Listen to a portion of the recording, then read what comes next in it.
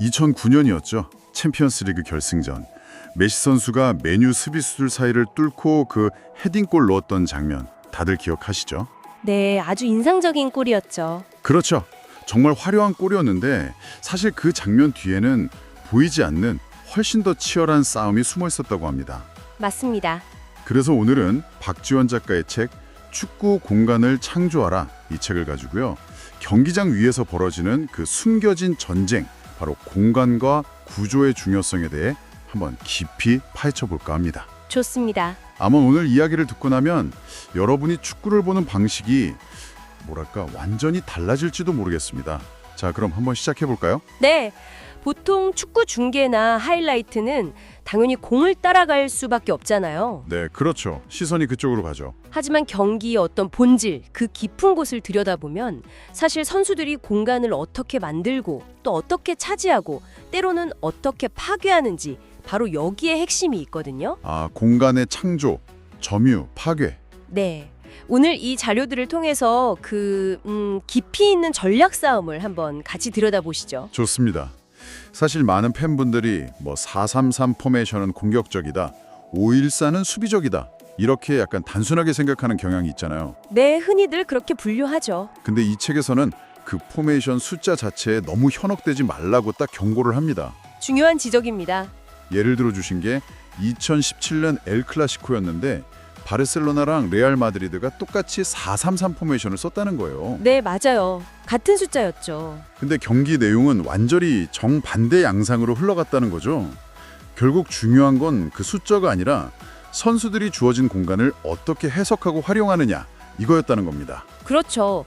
그 메시의 유명한 헤딩골도 사실은 네네. 그냥 메시 혼자 잘해서 넣었다기보다는 그 전에 푸올 같은 선수의 영리한 움직임, 또 사비의 그 날카로운 파스 줄기, 그리고 이니에스타가 미묘하게 만들어낸 그 공간, 이런 것들이 다 합쳐진 결과였죠. 맞아요. 보이지 않는 조력자들이 있었던 거네요. 정확합니다. 그래서 이 책에서는 축구를 이해하는 어떤 새로운 언어, 새로운 틀로 공간, 선택, 시간, 그리고 조직, 이 네 가지 키워드를 제시해요. 공간, 선택, 시간, 조직. 네, 오늘은 이 중에서 특히 공간, 그리고 그 공간을 효과적으로 지배하기 위한 구조, 이 두 가지에 좀 더 집중해서 이야기해보면 좋을 것 같습니다. 네, 좋습니다. 공간과 구조. 왜냐하면 축구는 단순히 그러니까 선수 개개인의 싸움이 아니거든요. 그 점들이 연결되면서 만들어내는 선, 그리고 그 선들이 모여서 이루는 어떤 면, 즉 전술적인 밀도와 형태, 이런 기하학적인 게임에 가깝습니다. 와, 기하학적 게임이라니 흥미로운데요. 그 공간 열기에서 특히 재밌었던 부분이 공간 착각에 대한 내용이었어요. 네, 공간 착각. 보통은 경기장 중앙, 여기가 제일 중요하다고 생각하기 쉬운데 책에서는 오히려 하프 스페이스의 가치를 엄청 강조하더라고요. 맞습니다. 하프 스페이스. 중앙이랑 측면 사이에 약간 애매한 그 구역이잖아요.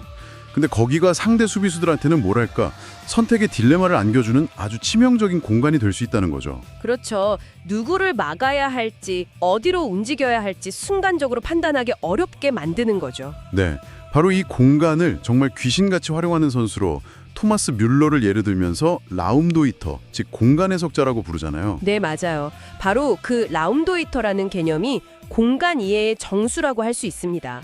그들은 단순히 비어있는 공간으로 뛰어드는 게 아니에요. 그런 게 아니군요. 네, 그보다는 곧 비게 될 공간, 이걸 예측하는 거죠. 상대 수비의 시선이나 움직임이 딱 분산되는 그 찰나, 그 순간에 가장 가치 있는 공간, 책에서는 1급, 2급, 3급 이렇게 나누기도 하는데 하여튼 그 최적의 공간을 먼저 판단하고 선점하는 겁니다. 와, 예측하고 선점한다. 네, 이게 어시스트나 골처럼 통계 데이터로는 잘 안 잡힐 수 있지만 경기의 흐름 자체를 바꾸는 정말 결정적인 움직임이 되는 거죠. 그렇군요. 자, 그럼 공간만큼이나 중요하게 다룬 또 다른 축, 바로 구조 이야기로 넘어가 볼까요? 네, 구조. 진짜 궁금했던 건데 왜 같은 선수인데도 어느 팀에 있느냐에 따라서 경기력이 확 달라 보이는 경우가 있잖아요. 네, 종종 있죠. 예를 들면 메시 선수가 바르셀로나에서는 거의 신계 선수였는데 PSG 가서는 약간 그 마법이 좀 덜해 보였다 이런 평가도 있었고요. 책에서는 그 이유 중 하나로 바로 팀의 구조 차이를 딱 짚더라고요. 네, 정확합니다. 현대 축구에서는 어쩌면 구조가 선수를 만든다. 이렇게 말해도 과언이 아닐 정도예요. 구조가 선수를 만든다. 네, 대표적인 예시가 바로 펩 과르디올라 감독의 그 유명한 포지셔널 플레이죠. 아, 포지셔널 플레이. 들어봤습니다. 이게 뭐냐면 선수들이 그냥 정해진 포지션에 딱 고정되어 있는 게 아니에요. 공의 위치나 주변 동료들, 상대 선수들의 움직임에 따라서 계속 유기적으로 위치를 바꿔가면서 항상 최적의 대형, 최적의 구조를 만들어가는 시스템이거든요. 아, 굉장히 유기적이네요. 네, 경기장을 이렇게 가상의 구역으로 나눠놓고 각 구역에서 항상 우리 팀 선수가 상대보다 많도록, 즉 수적 우위를 잠하려고 노력하고요. 선수들은 그 시스템 안에서 뭐 패스기를 열어주거나 아니면 상대를 일부러 고립시키거나 하는 식으로 아주 유연하게 자기 역할을 수행하는 거죠. 그 시스템 안에서 역할이 계속 바뀌는 거군요. 그렇죠. 그래서 다비드 실바나 뭐 최근에는 존 스톤스 같은 선수들이 맨시티 와서 완전 다른 레벨의 선수처럼 보이게 된 것도 사실 이 구조의 힘이 엄청 컸다고 볼 수 있습니다. 와, 결국 뛰어난 팀이라는 건 단순히 스타 플레이어 몇몇에 의존하는 게 아니라 이렇게 눈에 보이지 않는 공간을 잘 설계하고 그걸 뒷받침하는 아주 유기적인 구조를 통해서 승리하는 거군요. 네, 그렇습니다.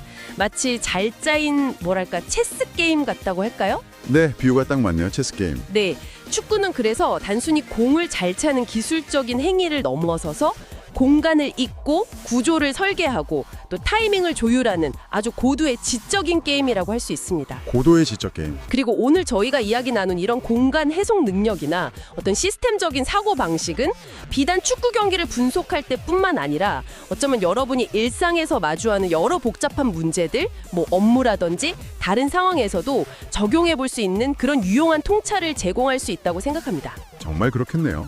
오늘 박지원 작가의 책을 통해서 축구의 또 다른 매력, 그 숨겨진 문법을 제대로 엿본 것 같습니다.